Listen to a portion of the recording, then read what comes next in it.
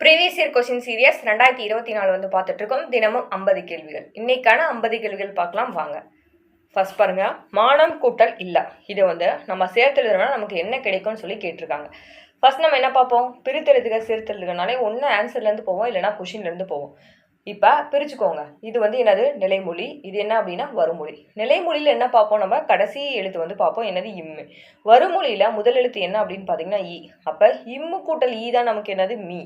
So எப்படி வரும் அப்படின்னு பார்த்தீங்கன்னா புணர்ச்சி விதிப்படி நம்ம சேர்த்து எழுதணும்னா மானம் இல்லா இந்த மாதிரி வந்து வரும். இந்த மீ வந்து இப்படி தான் வந்து புணரும். ஓகேவா? அடுத்தது ஒரு பேராகிராஃப் கொடுத்துட்டு நம்ம என்ன சொல்லியிருக்காங்க அப்படின்னு பார்த்தீங்கன்னா 5 கேள்வி வந்து கேட்பாங்க. என்னன்னு பார்க்கலாமா? சூரிய குடும்பத்தில் சூரியனே முதன்மையாக போற்றப்படுகிறது. சூரியனை சுற்றி கோள்கள் சூழ்ந்துள்ளன. பண்டை தமிழர் சூரியன் முதலான 9 கோள்களை கோள் மீன் எனவும் அஸ்வினி முதலான 27 விண்மீன்களை நான்மீன் எனவும் பகுத்து கூறியதுடன் ஒவ்வொரு கோளுக்கும் காரண பெயரிட்டு அழைத்தனர். செந்நிறமுடைய கோளை செவ்வாய் புதிதாக அறிந்ததனால் புதன் இக்கோளுக்கு அறிவன் எனவும் பெயருண்டு. வியா என்றால் பெரிய என பொருள்படும். எனவே வானில் பெரிய கோளாக வலம் வருவதனை வியாழன் என்று அழைத்தனர். வெண்மை நிறமுடைய கோள் வெள்ளி. இவை அனைத்தும் சங்க புலவர்களின் வானியல் அறிவையும் சிந்தனையும் புலப்படுத்துவதாக உள்ளன. சரி, அந்த 5 கேள்வி என்னன்னு பார்க்கலாம். சூரிய குடும்பத்தில் முதன்மையான கோள் புதன். பண்டைய தமிழர் சூரியன் முதலான 9 கோள்களை எப்படி அழைச்சாங்கன்னா கோள்மின்னு சொல்லி அழைச்சாங்க, நம்ம பார்த்தோம். அடுத்தது புதன் கோளுக்கு வழங்கப்படும் வேறு பெயர் பார்த்தோம், அறிவன். வானில் பெரிய கோளாக வலம் வரும் கோள் என்ன அப்படின்னா வியாழன் தான். சங்க புலவர்கள் வானில் அறிவையும் சிந்தனையும் வந்து பெற்றிருந்தனர். அடுத்த கேள்வி பாருங்க, கலைச்சொல் அறிதல் தான். கிளாசிக்கல் லிட்ரேச்சர் அப்படின்னு பார்த்தீங்கன்னா செவ்விலக்கியம். நவீன இலக்கியம் அப்படின்னு பார்த்தீங்கன்னா நவீனம்னா மாடர்ன் சொல்லி சொல்லுவோம். ஸோ மாடர்ன் லிட்ரேச்சரை தான் நம்ம என்ன சொல்லுவோம் அப்படின்னா நவீன இலக்கியம் அப்படின்னு சொல்லி சொல்லுவோம். அடுத்தது வட்டார இலக்கியத்தை நம்ம என்ன சொல்லுவோம் அப்படின்னா வட்டாரம்னால என்ன சொல்லுவோம், ரீஜினல். அப்போ ரீஜினல் லிட்ரேச்சர் அப்படின்னு சொல்லி சொல்லுவோம். அடுத்தது பக்தினாலே நம்ம என்ன சொல்லுவோம், டிவோஷனல். ஸோ டிவோஷனல் லிட்ரேச்சர் அப்படின்னு சொல்லி சொல்லுவோம். சரிங்களா? ஒன்று தெரிஞ்சுக்கிட்டா அதுக்கு கீழே இருக்கிறது நம்ம தெரிஞ்சுக்கணும். அடுத்தது பிழை திருத்தி எழுத சொல்லியிருக்காங்க. இதில் அவை அப்படின்னா என்னது, அஃறிணை பன்மைக்கு தான் நம்ம என்ன பயன்படுத்துவோம், அவை வந்து பயன்படுத்துவோம். ஸோ அஃறிணை பன்மை வந்துச்சு அப்படின்னா அதுக்கு எதிர்மறையாக அஃறிணை பன்மையில் நம்ம என்ன பயன்படுத்துவோம் அப்படின்னு பார்த்தீங்கன்னா பன்மைக்கான சொல் என்னன்னா அல்ல தான் வந்து நம்ம பயன்படுத்துவோம். அடுத்தது ஆப்ஷன் பாருங்க, அவைன்றது என்னது, இப்போதான் நான் சொன்னேன். அவைன்றது அஃறிணை பன்மை. ஆனால் இது எப்படி வரணும், அன்றுன்னு வந்து வரக்கூடாது. அன்றுன்றது என்னது, ஒருமை. ஸோ அவைன்றது பன்மை, அன்றுன்றது ஒருமை. ஸோ இது தப்பு. அவைக்கு அந்த அன்றுக்கு பதில் இந்த இடத்துல என்ன வரலாம் அப்படின்னு பார்த்தீங்கன்னா அது அன்று அப்படின்னு சொல்லி வந்துச்சுன்னா இது வந்து கரெக்ட் இந்த இடத்துல. ஓகேவா? அடுத்தது பாருங்க, அவை இல்லைன்னு சொல்லி கொடுத்துருக்காங்க. இல்லை அப்படின்னா ஒரு பொருள் வந்து இல்லை அப்படின்னு சொல்றத குறிக்கிறது. ஸோ நம்ம இதுவும் வந்து வராது. ஓகேவா? அவை அல்லன்னு வேணா நம்ம சொல்லலாம். அவை அல்லன்னு வந்திருந்ததுன்னா இது வந்து கரெக்ட். ஆனால் அவை இல்லைன்னு வந்திருக்கு. ஸோ இது தப்பு. அவை அல்லர்னு வந்திருக்கு. அவை அல்லர் அப்படின்னு பார்த்தீங்கன்னா உயர்திணை பன்மை. அல்லர்ன்றது என்னது, உயர்திணை பன்மை. எப்படி வந்திருக்கலாம், அவர்கள் அல்லர் அப்படின்னு வந்துருந்துச்சுன்னா இது வந்து கரெக்ட். எப்படி வந்திருக்கணும் இந்த இடத்துல, அவர்கள் அல்லர் இந்த மாதிரி வந்துருந்துச்சுன்னா இந்த சென்டென்ஸ் வந்து ரைட்டு. ஓகேவா? அவை இல்லைன்னு வராது. அவை அல்லன்னு வந்தால் இந்த சென்டென்ஸ் ரைட்டு. அவை அன்றுன்னு வரக்கூடாது. அது அன்றுன்னு வந்துச்சுன்னா இந்த சென்டென்ஸ் ரைட்டு. ஓகேவா? பொருத்த சொல்லியிருக்காங்க. ஆண்பால் அப்படின்னா என்னது, ஆண்பால் வந்துச்சுன்னா அல்லேன்னு போடணும். இப்போ தான் நம்ம பார்த்தோம். பெண்பால் அப்படின்னு பார்த்தீங்கன்னா அல்லல். அதுக்கப்புறம் ஒன்றன் பால் வந்துச்சுன்னா அன்று வந்து நம்ம பயன்படுத்துவோம். பலவின் பாலில் அல்ல. இந்த ரூல்ஸ் வந்து நமக்கு தெரிஞ்சிருக்கணும். ஆண்பாலில் அல்லேன், பெண்பால்னா அல்லல். ஒன்றன் பால் அப்படின்னு பார்த்தீங்கன்னா என்ன பயன்படுத்தணும், அன்று பயன்படுத்தணும். பலவின் பால் அப்படின்னு பார்த்தீங்கன்னா அல்ல. இதெல்லாம் எப்படி நமக்கு நிறைய தெரியுதுன்னா நிறைய ப்ரீவியஸ் கொஸ்டின்ஸ் ரிப்பீட்டடாக பார்க்கும்போது இது நீங்கள் ஆட்டோமேட்டிக்காக உங்களுக்கு மைண்டில் ரெஜிஸ்டர் ஆகிடும். கீழ்கண்டவற்றுள் சரியான தொடரை எடுத்து எழுத சொல்லியிருக்காங்க. ஓகேங்களா? சரியான தொடர் பார்க்கலாமா? நான் அல்லேன், இதுதான் வந்து கரெக்டான தொடர். ஏன்னா நான்ன்றது என்னது, தன்மை ஒருமை. நான்ன்றது என்னது, தன்மையில் ஒருமையில் வந்து வரும். ஓகே. அல்லேன் அப்படின்னு பார்த்தீங்கன்னா அல்லேன் அப்படின்னா இது வந்து எதிர்மறை வினைமுற்று. ஸோ நான் அந்த தன்மை ஒருமையில் வந்துச்சுன்னா அதுக்கு முடியறது எப்படி வரும் அப்படின்னா இந்த அல்லேன் தான் அந்த எதிர்மறை வினைமுற்றை தான் வந்து முடியணும். அடுத்தது இங்கே பாருங்க, நான் அல்ல. இந்த அல்லன்றது என்னது, இப்போதான் நம்ம பார்த்தோம். அல்லன்றது என்னது, அஃறிணையில் பன்மையில் வந்து வரும். அதாவது பலவின் பால் குறியதுன்னு சொல்லி நம்ம இப்போ பார்த்தோம். சரிங்களா? அக்ரிணை. இந்த அல்லன்றது எதில் வரும்? அக்ரிணியில் வரும். அக்ரிணையில் பார்த்தீங்கன்னா பன்மை, பன்மையில் எதில் வரும் அப்படின்னா பலவின் பால்குரியது. ஓகேவா? அல்லன்னு எப்படி வரணும்? இந்த நானுக்கு முன்னாடி எப்படி வந்தால் அது கரெக்ட் அப்படின்னு பார்த்தீங்கன்னா அவை அல்ல அந்த மாதிரி வந்துருந்துச்சுன்னா இந்த சென்டென்ஸ் வந்து கரெக்ட். ஓகேவா? அடுத்தது பாருங்க, நான் அன்றுன்னு கொடுத்துருக்காங்க. நான் அன்று. ஓகேவா? இதில் அன்றுன்றது என்ன அப்படின்னு பார்த்தீங்கன்னா அக்ரிணையில் ஒருமை. அக்ரிணை வரும், அன்றுன்றது அக்ரிணியில் வரும். அக்ரிணியில் என்னன்னா ஒருமை. ஒருமையில என்ன வரும் அப்படின்னா இது வந்து ஒன்றன் பாலை வந்து குறிக்கும். அன்றுன்றது எதை குறிக்கும்? ஒன்றன் பாலை குறிக்கும். இங்கே எப்படி வந்திருந்தா இது வந்து கரெக்ட் அப்படின்னு பார்த்தீங்கன்னா அது அன்று அப்படின்னு வந்திருந்தா இந்த சென்டென்ஸ் வந்து கரெக்ட். ஆனால் இங்கே என்ன வந்திருக்கு? நான் அன்றுன்னு வந்திருக்கு. ஸோ அதனால இது வந்து தப்பு. அடுத்தது நான் அல்லன் கொடுத்துருக்காங்க. நான் அல்லன் அப்படின்னு பார்த்தீங்கன்னா இந்த இடத்துல அல்லன்றது என்னது? படற்கையில் ஆண் பாலில் ஒருமையில் வந்து வரும். அல்லன்றது எதில் வரும்னா படற்கையே அதுக்கப்புறம் ஆண் பால். ஓகேவா? எதில் வரும்? ஒருமையில் வந்து வரும். ஓகேவா? இந்த இடத்துல எப்படி வந்திருந்தா இது வந்து ரைட் அப்படின்னு பார்த்தீங்கன்னா நான் வராமல் அவன் வந்துருந்துச்சுன்னா அவன் அல்லன் வந்துருச்சுன்னா அந்த சென்டென்ஸ் வந்து ரைட். ஓகேவா? இப்போ எது எப்படி வரும்னு தெரிஞ்சுக்கோங்க. அடுத்தது சொல் பொருள் தான் கேட்டிருக்காங்க. ஆளாளம் அப்படின்னா நஞ்சுன்னு சொல்லுவோம். அந்தம் அப்படின்னு பார்த்தீங்கன்னா முடிவு. ஐயன் அப்படின்னா பிரமன். மால் அப்படின்னு பார்த்தீங்கன்னா விஷ்ணு. இந்த சொல் பொருள் எல்லாமே ஷார்ட்கட் போட்டு படித்து வச்சுக்கோங்க. ஆன்சர் என்னன்னா ஆப்ஷன் பி 3, 4, 1, 2. சொல் பொருள் தான். கதலி அப்படின்னு பார்த்தீங்கன்னா வாழை. ஓகேவா? அடுத்தது பூகம் அப்படின்னு பார்த்தீங்கன்னா கமுகு. பூகம் பாருங்கள், கமுகு புதுசாக இருக்குது. கமுகுன்னா நம்ம பாக்குன்னு சொல்லி படிச்சிருப்போம். கமுகு அப்படின்னா இதில் வந்து பூகம்னு கொடுத்துருக்காங்க. அடுத்தது கவரி அப்படின்னா இதெல்லாம் தெரியும், நம்ம சாமரைன்னு படிச்சிருப்போம். மன்றல் அப்படின்னு பார்த்தீங்கன்னா பாருங்கள், மன்றல்லாம் நமக்கு என்ன தெரியாது. மன்றல் அப்படின்னா மாளிகை. ஆன்சர் என்னன்னா ஆப்ஷன் 3, 1, 4, 2. Answer option B. பிழை திருத்தி எழுத சொல்லியிருக்காங்க. இது நீங்கள் ரெகுலராக என்னோட வீடியோ பார்த்தீங்கன்னா உங்களுக்கு தெரியும். ஒன்றுமே இது ரொம்ப ஈஸி தான். ஓர் வந்ததுன்னா எங்கே பயன்படுத்தும்? உயிரெழுத்துக்கள் வந்தால் நம்ம ஓர் பயன்படுத்தும். உயிர்மை எழுத்து வந்தால் அந்த இடத்துல என்ன பயன்படுத்தும்னா ஒரு பயன்படுத்தும். இப்போ இங்கே எப்படி பயன்படுத்திருக்காங்கன்னு பார்க்கலாமா? நான்றது என்னது? உயிர்மை எழுத்து. உயிர்மை எழுத்து வந்தால் என்ன பயன்படுத்தணும்னு சொல்லியிருக்கேன்? ஒரு பயன்படுத்தணும். பயன்படுத்தியிருக்காங்களா? ஓகே. அடுத்தது பாருங்கள், பிழை திருத்த சொல்லியிருக்காங்க. ஒரு தான். இப்போ இங்கே பூன்றது என்னது? உயிர்மை எழுத்து. உயிர்மை எழுத்து வந்தால் அந்த இடத்துல நம்ம என்ன பயன்படுத்தணும்னு சொல்லியிருக்கேன்? ஒரு பயன்படுத்தணும். ஸோ கரெக்டாக பயன்படுத்தியிருக்காங்களா? இது ரைட்டு. ஓகேவா? அடுத்தது பிழை திருத்தி சரியான பதிலை எழுத சொல்லியிருக்காங்க. இப்போ இதில் மான்றது என்னது? உயிர்மை எழுத்து.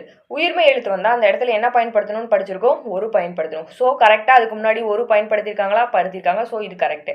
அடுத்தது பாருங்கள், பிழையற்ற தொடரை எடுத்து எழுத சொல்லியிருக்காங்க. இது முன்னே நம்ம படித்தது மட்டும்தான். ஃபர்ஸ்ட் நம்ம என்ன பார்க்கலாம் அப்படின்னா ஆன்சரை வந்து பார்த்துடலாம்.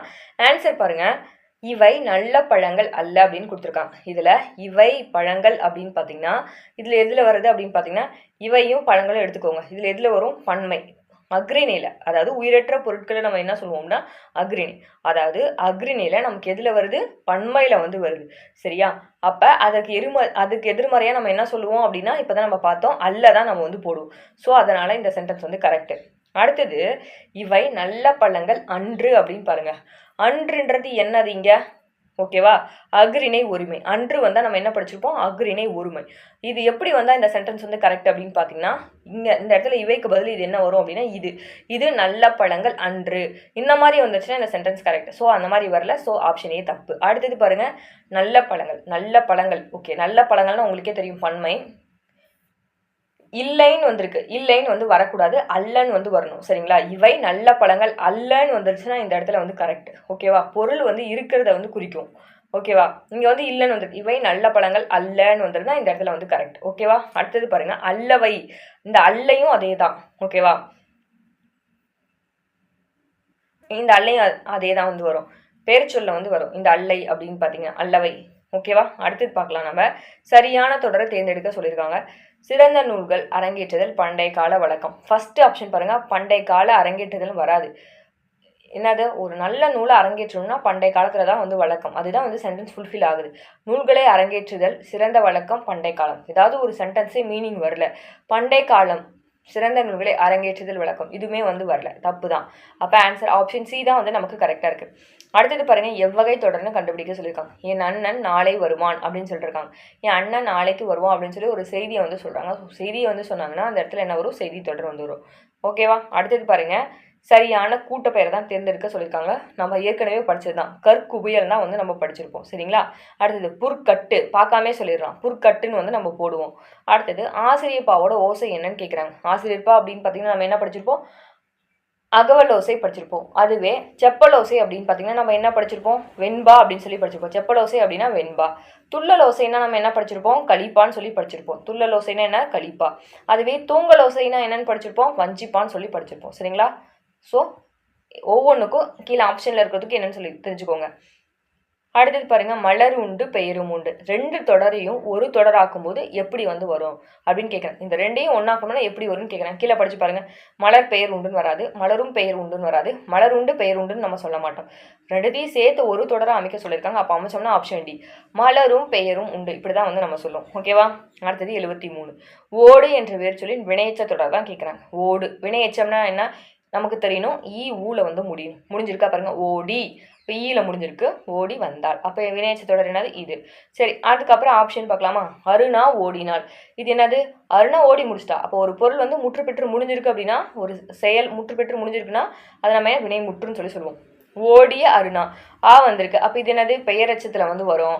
அடுத்து அருணாவிற்காக ஓடினாள் அப்படின்னா, அருணாவிற்காக அப்படின்னா வேற்றுமை உறுப்புகள் படிச்சுக்கோங்களேன்.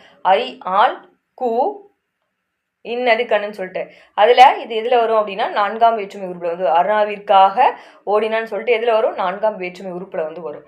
சரி, அடுத்தது கலைச்சொல் அறிக அப்படி பார்க்கலாம். சரியான இணையை தேர்ந்தெடுத்தது சொல்லியிருக்காங்க. ஸ்பேஸ் டெக்னாலஜி அப்படின்னா விண்வெளி தொழில்நுட்பத்தை நம்ம என்ன சொல்லுவோம்? ஸ்பேஸ் டெக்னாலஜி அப்படின்னு சொல்லி சொல்லுவோம்.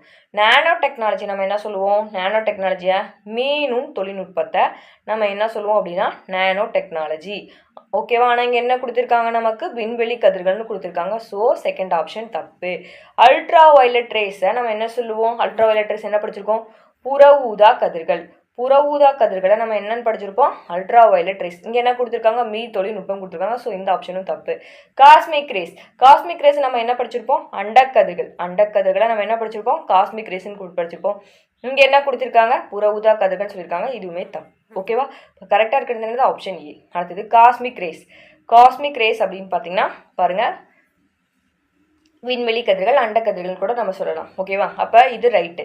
அடுத்தது பாருங்க, அகச்சிவப்பு கதிர்கள். அகச்சிவப்பு கதிர்களை நம்ம என்ன படிச்சிருப்போம்? அகச்சிவப்பு கதிர்கள் அப்படின்னு பார்த்தீங்கன்னா இன்ஃப்ராரெட் ரேஸை நம்ம அகச்சிவப்பு கதிர்கள் அப்படின்னு சொல்லி சொல்லுவோம். என்னது? இன்ஃப்ராரெட் ரேஸ், அகச்சிவப்பு கதிர்கள். ஓகேவா? அணுக்கதிர்கள் அப்படின்னு பார்த்தீங்கன்னா நியூக்ளியர் ரேஸை நம்ம என்ன சொல்லுவோம்? அணுக்கதிர்கள் அப்படின்னு சொல்லுவோம். அணுக்கதிர்கள் நியூக்ளியர் ரேஸ்ன்னு சொல்லி சொல்லுவோம். புற ஊதா கதிர்கள் இப்போ தான் பார்த்தா அல்ட்ரா வயலட் ரேஸை நம்ம என்ன சொல்லுவோம்? யூவி ரேஸ், புற ஊதா கதிர்கள் அப்படின்னு சொல்லி சொல்லுவோம். ஓகேவா? அடுத்தது பாருங்க, விரல்விண்டு கலைச்சொல் அப்படியே சொல்லியிருக்காங்க. விரல்விண்ட்னா என்னன்னு படிச்சிருக்கோம்? சுழல் காற்று. வில்விண்ட்னா என்னது? சுழல் காற்று. அதுவே நிலக்காற்றுனா என்னது அப்படின்னு பார்த்தீங்கன்னா லேண்டை தான் நிலம்னு சொல்லி சொல்லுவோம். அப்போ லேண்ட் ப்ரீஸ் அப்படின்னுவோம். நிலக்காற்றை என்ன சொல்லுவோம்? Land breeze. கடற்காற்றை என்ன சொல்லுவோம்? நம்ம சீ ப்ரீஸ். கடல் காற்றை நம்ம சீ ப்ரீஸ் சொல்லுவோம். பெருங்காற்றை நம்ம என்ன சொல்லுவோம் அப்படின்னா ஸ்ட்ரோம். ஸ்ட்ரோம் அப்படின்னு சொல்லி சொல்லுவோம். ஓகேவா? ஸ்ட்ரோம்னா இன்னொன்று நம்ம புயல்னு சொல்லி படிச்சிருப்போம். அடுத்தது கூற்று காரணம் சரியா தப்பான்னு கேட்குறாங்க.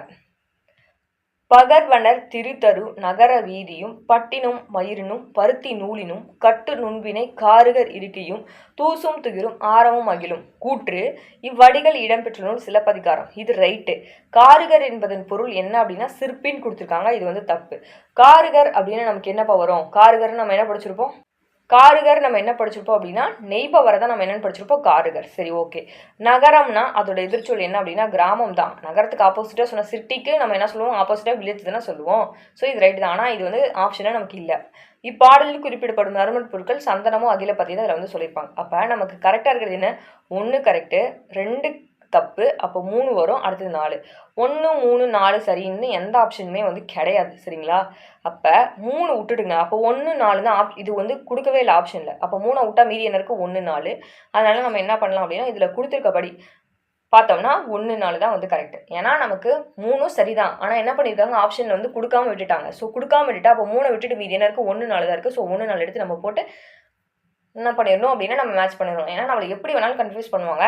நம்ம அதுக்கேற்ற மாதிரி நம்ம போட்டுடணும். ஓகேங்களா? கூற்று காரணம் சரியா தவறான்னு கேட்குறாங்க.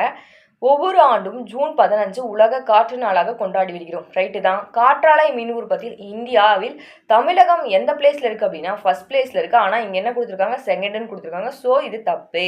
அடுத்தது காற்றின் ஆற்றலை பயன்படுத்தி கடல் கடிந்து வணிகம் செய்து அதில் வெற்றி கண்டவர்கள் தமிழர்கள். இது ரைட். அப்போ 1, 3 சரி எதில் வருதுன்னு பாருங்கள். ஆப்ஷன் டியில் வருது. ஆப்ஷன் டி தான் வந்து நம்ம போடணும். அடுத்தது 79வது கேள்வி. குறில் நெடில் தான் கோடை, அதுக்கப்புறம் சின்ன கோக்கு பெரிய கோக்கு கொடுத்துருக்காங்க. கொடை அப்படின்னு பார்த்தீங்கன்னா ஈகை வந்து நம்ம சொல்லுவோம். இந்த கோடை அப்படின்னு பார்த்தீங்கன்னா வெயில் காலத்தில் இருக்கிறத நம்ம என்ன சொல்லுவோம், கோடைக்காலம் சொல்லி சொல்லுவோம் இல்லையா, அதை வந்து போட்டிருக்காங்க. அடுத்தது பாருங்க, மரிக்கும் மாரிக்கும் டிஃப்ரென்ஸு. இந்த மரி அப்படின்னா தடுத்தல், இந்த மாறி அப்படின்னா அதை நம்ம அப்பப்போ சேஞ்ச் ஆகுறோம்ல, மாறிட்டே இருக்குன்னு சொல்கிறோம்ல, அந்த மாறுபடுதலை குறிக்கும். ஏதாவது மறித்தல் அப்படின்னா ஏதாவது போய் சண்டை போகிறதுக்கு வந்து தடுக்கிறோம் இல்லையா, அதை வந்து நம்ம சொல்கிறது. அடுத்தது குறில் நெடில் மாற்றம் பொருள் வேறுபாடு தான். வாக்கு வாக்கு, இந்த வாரம் அப்படின்னா கடல் கிட்ட போயிட்டு வரம் கேட்போம்ல, அருள் கேட்போம்ல, அது வந்து சொல்கிறாங்க. இந்த வாரம் ஈஸியாக போட்டலாம். வாரம்னா வாரத்தில் வர கிழமையை வந்து நம்ம சொல்லுவோம். அடுத்தது இருபொருள் தருக தான். திங்கள் அப்படின்னு பார்த்தீங்கன்னா மாதம், இன்னொன்று வந்து என்ன வரும் அப்படின்னா நிலவுன்னு வந்து வரும். ஓகேவா. அடுத்தது 83வது கேள்வி. மதி அப்படின்னு பார்த்தீங்கன்னா அறிவு, இன்னொன்று வந்து என்ன வரும் அப்படின்னா நிலவு அப்படின்னு சொல்லுவோம். அடுத்தது தகுந்த சொல்லால நிரப்ப சொல்லியிருக்காங்க. சிறுமி தான் கையில் மலரை வைத்திருந்தான்னு சொல்ல மாட்டோம், தாமுன்னு சொல்ல மாட்டோம், தன்னான்னு சொல்ல மாட்டோம். கரெக்டாக மேட்ச் ஆகுதுன்னா தனது கையில தான் என்ன பண்ணியிருப்பான்னா மலர்களை வச்சிருப்பா அப்படின்னு சொல்லுவோம். 85 அடைப்புகள் உள்ள சரியான சொற்களை தகுந்த இடத்துல சேர்க்க சொல்லியிருக்காங்க. இடி உடன் மழை வந்ததால் அருவி மலையில் இருந்து வீழ்ந்தது. இடியோட மழை வந்ததுனால தான் அருவி என்னது மலையிலிருந்து இருந்து வீழ்ந்தது அப்படின்னு சொல்லி இதெல்லாம் வந்து கரெக்டாக இருக்கும். மற்றதெல்லாம் படித்து பார்த்தீங்கன்னா கரெக்டாக வந்து வராது. சரியான சொல் தான். இதெல்லாம் நம்மளாம் படித்து பார்த்தாலே போட்டுடலாம். ஓகேயா. மரங்களை வளர்த்து இயற்கையை காப்போம். ஆமாம், மரம் வளர்த்தால் தான் இயற்கையை காக்க முடியும். அப்போ தான் என்ன பண்ண முடியும், செயற்கை உரங்களை தவிர்த்து நிலவளம் வந்து காக்க முடியும். அதுதான் இங்கே போட்டிருக்காங்க. சரியான இணைப்பு சொல் தான். ஓகேங்களா. மக்களுக்கு செய்யும் பணியை இறைவனுக்கு செய்யும் பணி என்று வாழ்த்தினர். அதுக்காக தான் என்னன்னா அவருக்கு அமைதிக்கான நோபல் பிரைஸ் வந்து அவரை தேடி வந்துச்சு. என்ன போலாம், அதனால் வந்து போடலாம். ஒரு காரணத்தை சொன்னாங்க, ஒரு காரணத்தை சொல்லி அது விளைவு குறிச்சிச்சுன்னா அதுக்கு நம்ம என்ன பயன்படுத்தினா அதனால் வந்து பயன்படுத்தலாம். இங்கே மக்களுக்கு செய்யும் பணி தான் இறைவனுக்கு அதாவது பணின்னு சொல்லி ஒரு காரணத்தை சொல்கிறாங்க. அதோடு அவர் அந்த பணி செஞ்சதுனால தான் அது ஒரு காரணம். பணியை செஞ்சதுனால தான் என்னது அவருக்கு நோபல் பிரைஸ் வந்து கிடச்சிது. ஸோ அந்த பணியை செஞ்சனா அதன் விளைவாக அவருக்கு நோபல் பிரைஸ் கிடச்சிது. ஸோ அதனால தான் அந்த இடத்துல பயன்படுத்துகிறாங்க. அதனால் ஒரு காரணத்தை சொல்லி அந்த காரணத்தின் போது விளைவாக ஏதாவது கிடைக்குதுன்னா அதுக்கு நம்ம என்ன பயன்படுத்துவோம், அதனால் வந்து பயன்படுத்துவோம். அடுத்தது பாருங்க, சரியான இணைப்பு சொல் தான். தமிழகத்தில் மழை பெய்து வருகிறது. மேலும் என்ன சொல்லுவோம், தமிழகத்தில் வந்து மழை பெஞ்சிட்டு வருதுன்னா மேலும் 2 நாள் வந்து மழை நீடிக்கும் அப்படின்னு சொல்லி வானிலை ஆய்வு மையம் சொல்கிறாங்கன்னா நம்ம வந்து சொல்லுவோம். ஓகேவா. அடுத்தது பாருங்க, சரியான இணைப்பு சொல்லால நிரப்ப சொல்லியிருக்காங்க. நாம் இனிய சொற்களை பேச வேண்டும். நம்ம நல்ல சொற்களை பேசல அப்படின்னா நமக்கு என்ன ஆகும், துன்பப்பட நேரிடும். நல்ல சொற்களை பேசலாம் நமக்கு துன்பப்பட நேரிடும். அடுத்தது சரியான வினா சொல்ல தேர்ந்தெடுக்க சொல்லியிருக்காங்க. திருக்குறள் வினாச்சொல்னாலே கொஷின் மார்க்கு கரெக்டாக அந்த இடத்துல போடுறது நமக்கே தெரியும், ஈஸியாக வந்து போடலாம். திருக்குறளை இயற்றியவர் யார் அப்படின்னு தான் நம்ம வந்து என்ன பண்ணுவோம், கேள்வி வந்து கேட்போம். Answer option A. சரியான வினாச்சொல் தான். எறும்பு பாடுபடுவது, அதாவது எறும்பு பாடுபடுவது எதற்காக அப்படின்னு தான் நம்ம வந்து கேட்போம். ஏன், எப்படி, என்னன்னா நம்ம கேட்க மாட்டோம். இதெல்லாம் நம்மளே பேசிக்காக வந்து போடுறது தான். அடுத்து பொருத்தமான காலத்தை சுட்ட சொல்கிறாங்க.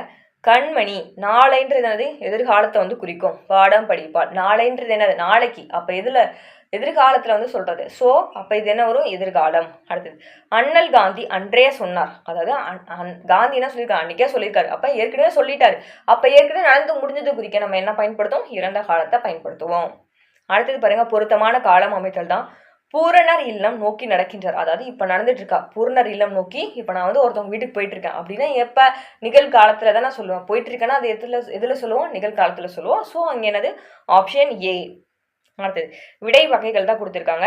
இது செய்வாயா என்று வினவிய போது நீயே செய் அப்படின்னு சொன்னா, இது செய்றியா அப்படின்னு கேட்டால் நீயே செய் அப்படின்னு சொல்லி ஏவி சொன்னோம்னா அது என்ன வரும், ஏவல் விடையில வந்து வரும்.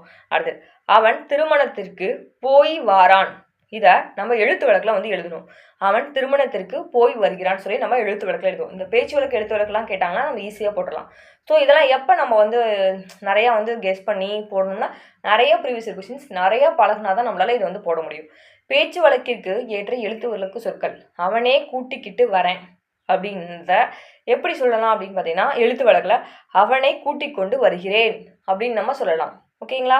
மற்றதெல்லாம் படித்து பார்த்தீங்கன்னா வராது. அவனை கூட்டிகிட்டு தான் வருவேன், அவனை கூட்டிக்கின்னு வரேன், அவனை கூப்பிட்டு வரேன், இதெல்லாமே இதில் பேச்சு வழக்கில் வந்து சொல்கிறது. ஓகேங்களா. பேச்சு வழக்கு எழுத்து வழக்கு தான். ஓகேவா. சிறிது உட்காந்து போன்றது என்னது, பேச்சு வழக்கில் சொல்லுவோம். எழுத்து வழக்கில் உட்காந்துன்னு சொல்ல மாட்டோம், உட்கார்ந்து அப்படின்னு தான் வந்து சொல்லுவோம். நிறுத்தற்குறிகள் தான். இந்த நிறுத்தற்குறிகளும் நீங்கள் அரைப்புள்ளி, கமா இதெல்லாமே எங்கே யூஸ் பண்ணுறாங்க அப்படின்னு சொல்லி பார்த்து அந்த நிறுத்தற்குறிகளை நீங்கள் படிக்கணும். ஏன்னா இதுலேயே வந்து 2 கொஷின்ஸ் கேட்குறாங்க. ஸோ இந்த கொஷினை மிஸ் பண்ணக்கூடாது.